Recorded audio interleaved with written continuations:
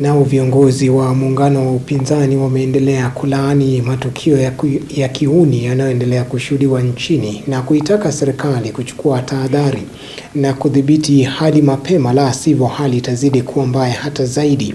Wakizungumza katika ibada ya Jumapili kaunti ya Kiambu, viongozi hao wakiongozwa na kinara wa Wiper Stephen Kalonzo Musyoka na mwenzake wa DP Justin Muturi pia wameahidi kuwa upinzani utasalia pamoja na kutoa atakayepeperusha bendera ya muungano huo na kukabiliana na Rais Ruto katika uchaguzi mkuu wa mwaka wa 2027.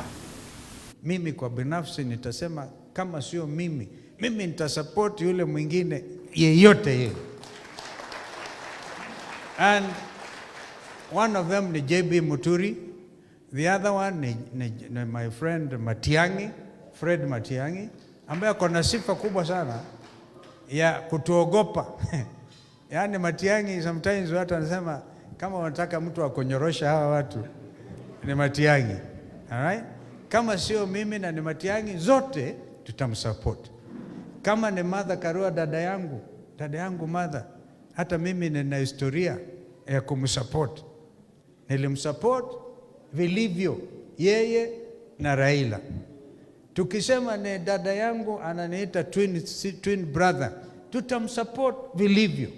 Kuna uhuru, freedom of association, political association or whatever. Freedom of worship is not given by the state. We have seen attacks in churches. Now, tumeona pale gari ya chama cha DCP inafuatwa paka you go, na tunaona watu wakiwa na bunduki. We must ask ourselves, na nimekuwa nikiuliza ili swali, because every government is elected to protect life and property of its citizens.